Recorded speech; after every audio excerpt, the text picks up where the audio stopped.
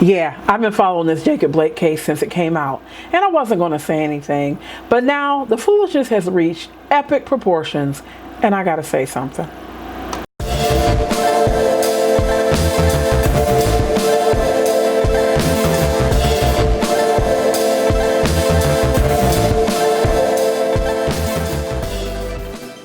First, the facts.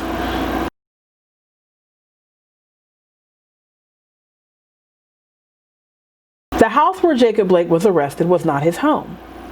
It was the home of a woman he had allegedly raped a few months prior, and there was a warrant out for his arrest. On this particular day, he decided to break into the woman's house while she was sleeping, go up into her bedroom, digitally penetrate her, and tell her that she smelled like she had been with other men. He then proceeded to steal her bank card and her car keys. She called the police. The police responded very quickly because, guess what? Jacob Blake was already well known to them. He was known for being violent. He had warrants out for suffocation, battery, sexual abuse. And they knew about what had happened to this woman, so they responded very quickly. Jacob already had a knife. The police tried to wrestle him into submission. He escaped that. They tried to tase him twice, but it did not work.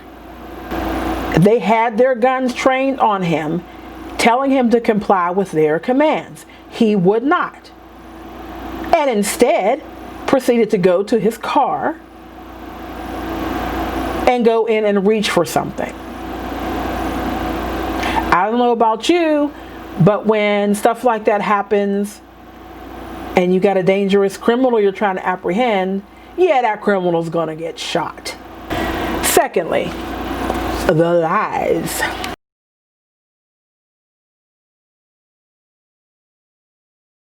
So when this story came out, the mainstream media showed one video that seemed to promote the narrative that they and black culture want us to believe, that an innocent black man had been shot by a white police officer and this was a racist act.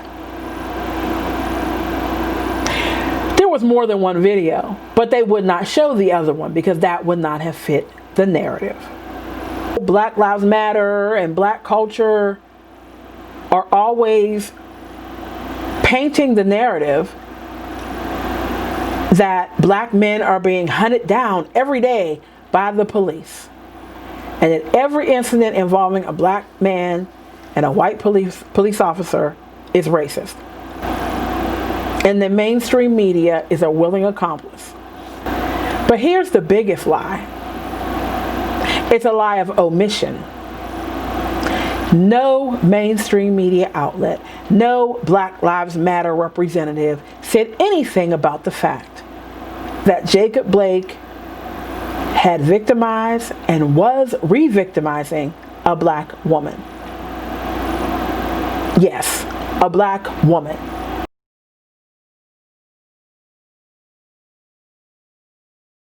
First of all, if you hadn't heard this before, the mainstream media lies all the time.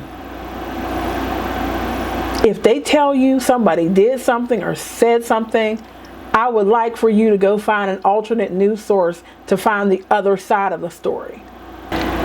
Secondly, in general, we as black people are very emotional and reactionary. So as soon as we hear black men shot by white police officer, we start going off on rants on social media, posting hashtag Black Lives Matter, talking about black men are hunted down every day by the police and white people without even knowing what the facts of the case are. And then when we do get facts of the case, we continue to cling to the narrative that we've been brainwashed to believe. Because to admit that we were wrong about something is like death. We got LeBron James and other celebrities out here talking about how terrified they are.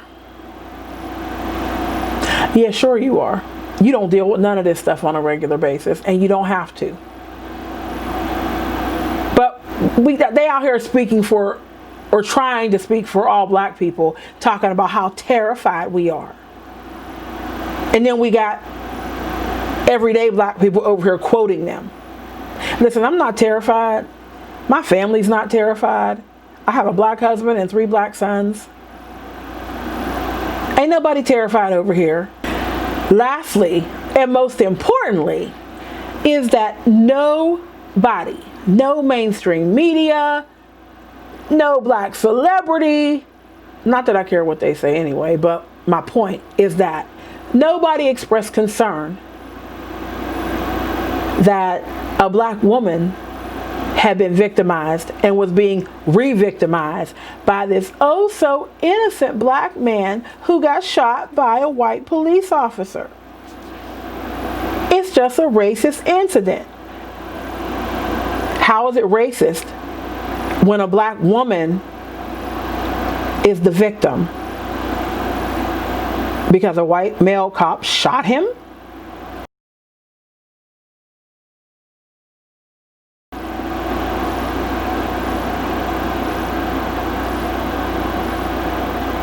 And then when you point out the facts, black people will say, well, he didn't have to shoot him 7 times.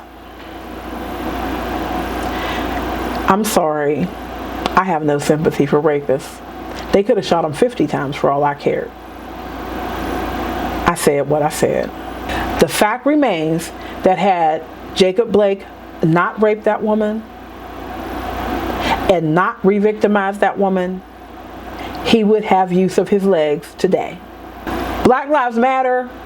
The hashtag should be Black Male Lives Matter only when they get shot by a white male police officer. Yeah. And black culture should be called black male culture because black women are not highly regarded in black culture. Oh, they play at it. They're always talking about you are queens and all this stuff. But if you ask a lot of black women who would be honest with you, that's not how this works. That's not how any of this works. In black culture, black men are elevated among everybody else.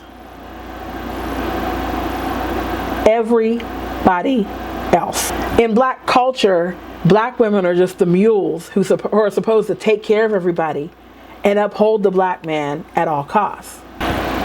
If we dare vocalize the truth about what happens to us in black culture, then we're called traitors, or we're bitter, or angry, or we have daddy issues, or we don't love ourselves. Because you know, to love yourself means to love the black man unconditionally. But here are the things nobody talks about in black culture. Nobody talks about how over 60% of black girls are sexually molested before their 18th birthday by someone they know, which is mostly black men. Nobody talks about how black women die from homicide at a higher rate than any other race of women, mostly due to domestic violence and at the hands of black men. Nobody talks about how fatherlessness affects black girls as much as, or even more than, black boys. All we ever hear is, black boys need their fathers. And they do. But black girls need their fathers as well. And yet, in black culture, black women are expected to grow up to be fully functioning adults and make no mistakes, to take care of the black community, to take care of their families, even if they have no help, and to not complain about the lack of reciprocity they get from black men. It's time for black women to reject the lies, to live in truth, and to stop the foolishness. I'm tired of all these lies, and I'm tired of it all being swept under the rug. That's why I'm here. We need to stop relying on black culture and black men to do right by us. And we need to do right for ourselves and for our children. We are quite literally dying because we drink in and believe these lies. We are paying for our reliance on and adherence to black culture with our lives and the lives of our children. That's some foolishness. I completely believe that if we reject those lies, connect with Jesus Christ, and take steps to correct our course, our communities would be 100% better. Anyway, that's my take on it. What's yours? Let me know in the comments. In future videos, I'll be talking more about the lies that keep black women bound. I'll be encouraging you to connect with Jesus Christ.